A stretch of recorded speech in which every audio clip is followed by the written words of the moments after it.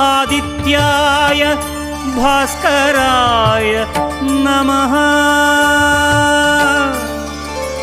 ॐ सूर्याय नमः आदित्याय नमः दिनकर कोटि प्रभाकर। ॐ सूर्याय नमः ॐ सूर्याय नमः आदित्याय नमः दिनकर कोटि प्रभाकर। ॐ सूर्याय नमः।